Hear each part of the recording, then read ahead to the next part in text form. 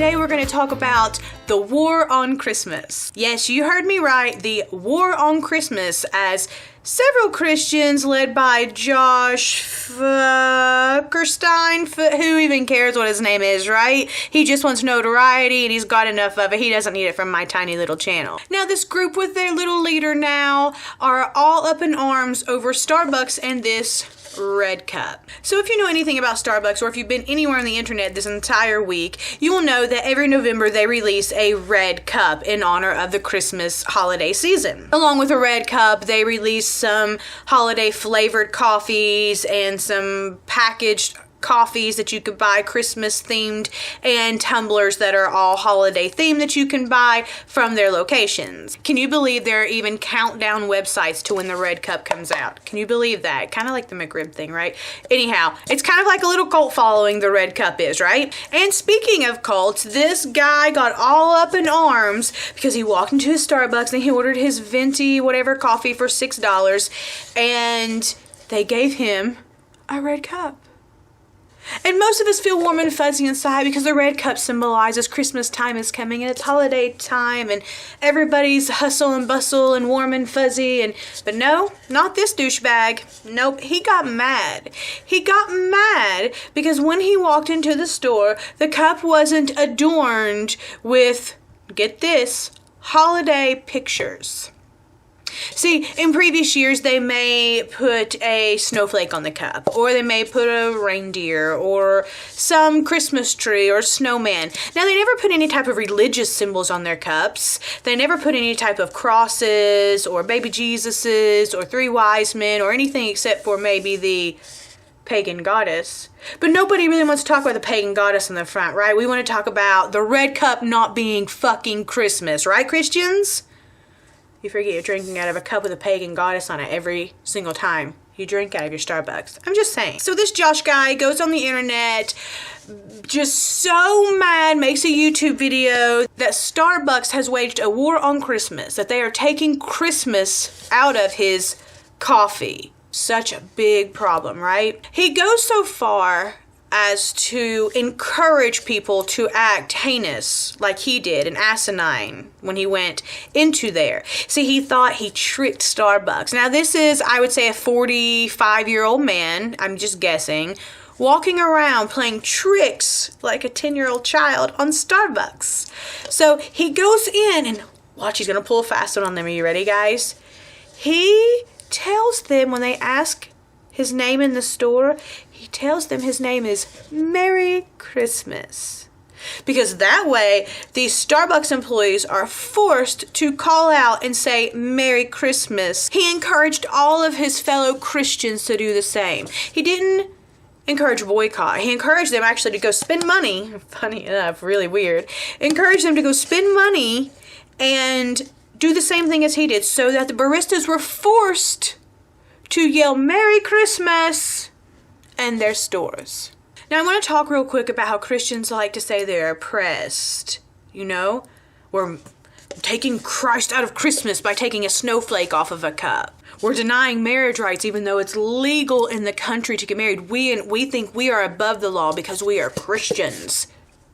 But who goes into somewhere and tries to force their beliefs by tricking this corporation, or you think you're tricking? I mean, it's not like you're doing something sly. Now, I just want to throw out there, if you look up this guy, you will find that he's got some pretty bizarre videos, like he's carrying around a semi-automatic weapon and talking about revolution against gays. Yet he is a Chaz Bono impersonator. So he's a very messed up individual and has narcissistic sociopath written all over his space girl. So after this all goes viral, the guy gets on CNN the next morning, makes a complete ass out of himself. He doesn't want to answer questions. All he wants to do is brag about how many views he has and just kind of inflate his little dick, basically. That's all he's really doing on CNN. And people are laughing. Like, literally, the world is laughing at this dude, right? And then he filmed another video afterwards the next day because, of course, while he's on the fame train, he's trying to ride. He even says,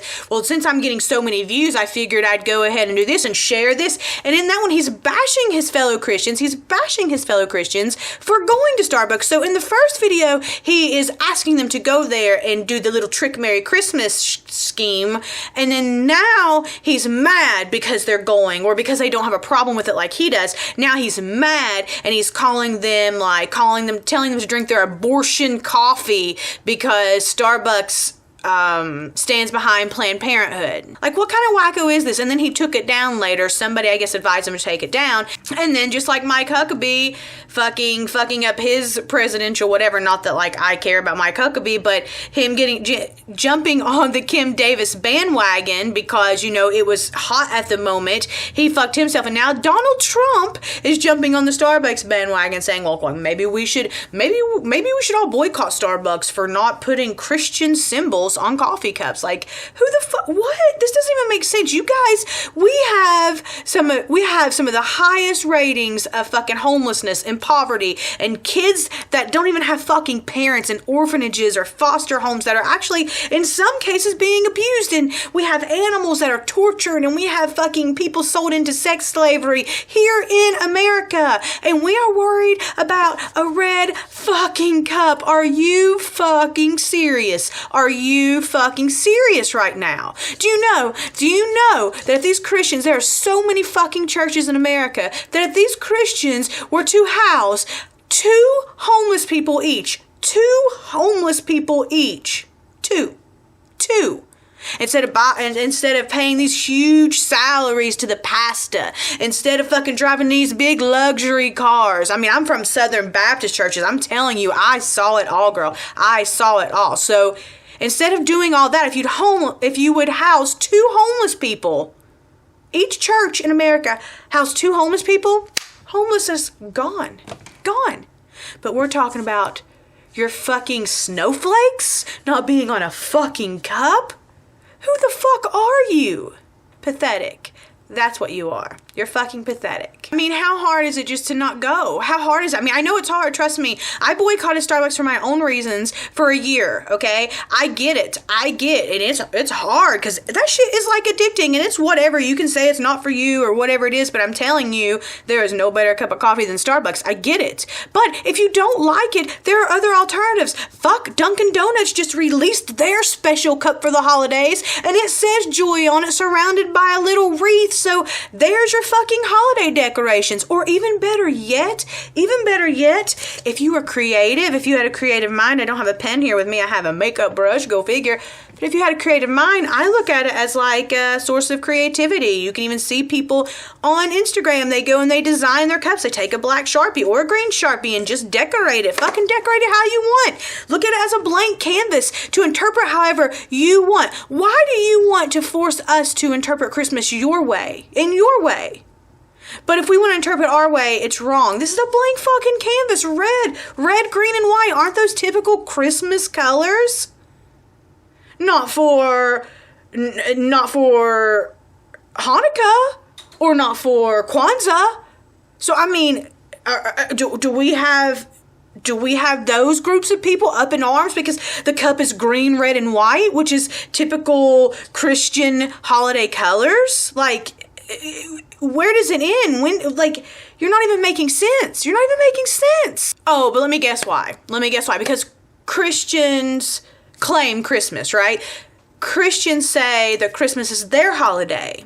So let me give you just a really quick. It's not going to be quick. I can already tell you. Go get your drink. Pause. Go get your drink. Go get your popcorn or whatever snack you want to eat right now, because I'm going to give you a little education on Christmas. Okay, so the Roman pagans first introduced the holiday of Saturnalia. Saturnalia is a week-long event held between December 17th and ending on December 25th. During the week, there is no law, meaning Roman courts are closed, and you cannot be punished for destroying property or hurting people or really doing any type of crime. You couldn't be punished. It was like a week-long of kind of a purge or kind of just people acting crazy. Now, each individual little Roman community picked somebody to be considered like the enemy of the Roman community, and where they paraded around and they fed them feast and they made them dance and indulge in fucking crazy activities. And then at the end of the festival on December 25th,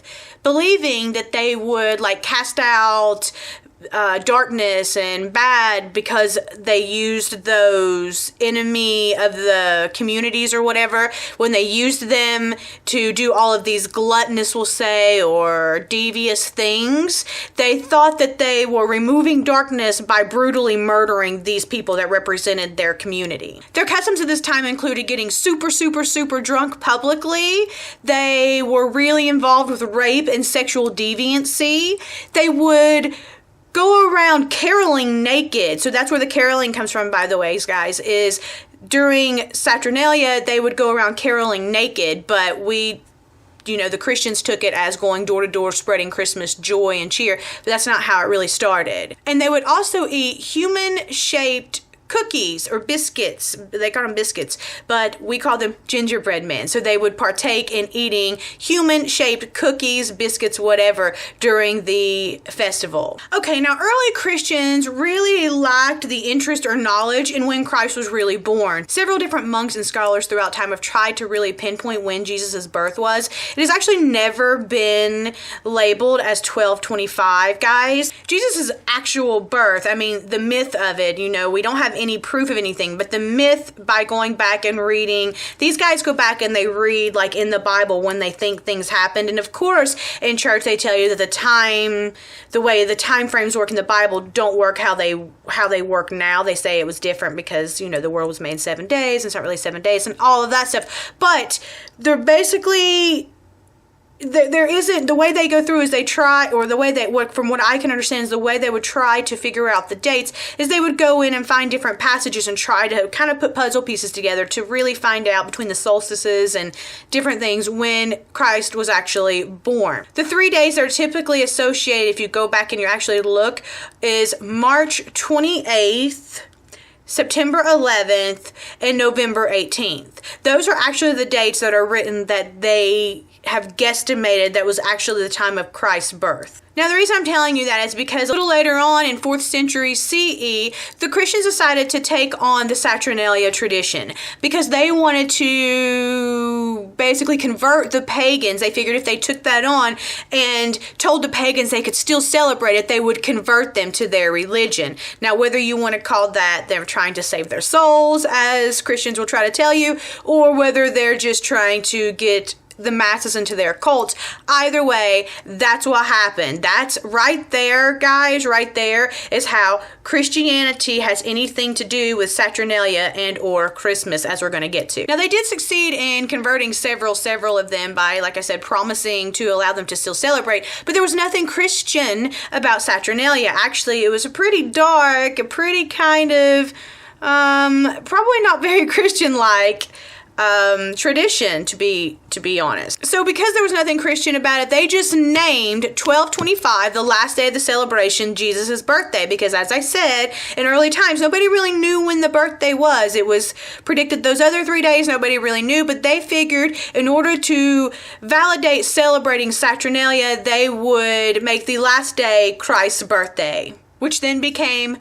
Christmas, 1225. So the earliest Christmases were actually celebrated with a lot of drunken sex, a lot of booze, a lot of public drunkenness. The same Saturnalia rituals and traditions that they've been carrying out, they still did for Christmas. Actually, in the 1400s, the Catholic Church, the Pope would sit on a very high balcony adorned with jewels and ornaments and everything, and he would laugh and chuckle and throw his riches and do a big show for his people, while his little groupies or whatever, I guess, whatever you want to call them, would march around Jews, and they would slander and mock and throw things, and they were really, really nasty. That's how they celebrated their first early Christmases. So there's your tradition of Christmas, of how Christmas actually came about. All you have to do is Google it, look it up, do a little education, look at actual real history instead of like mythological books,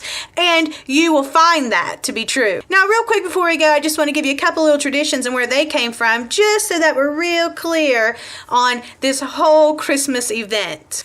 The Christmas tree. Oh, that's my favorite part. I love going to get my Christmas tree. I love, love, love. It's my favorite part.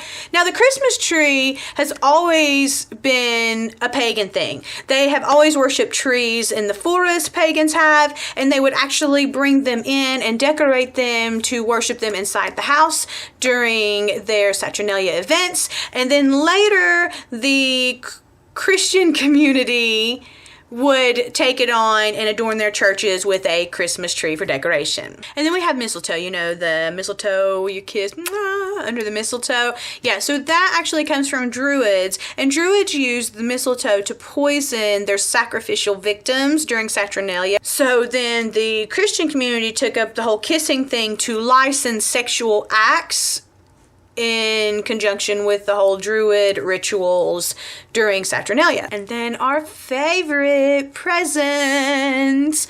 Presents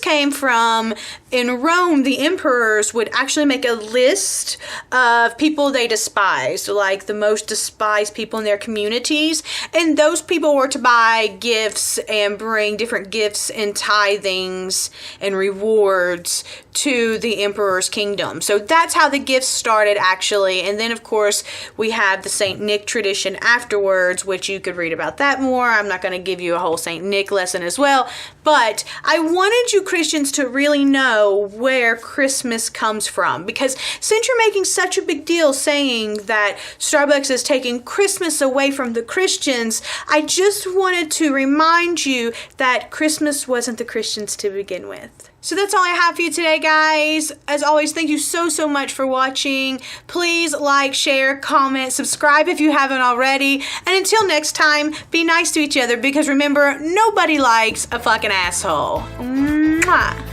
Bye.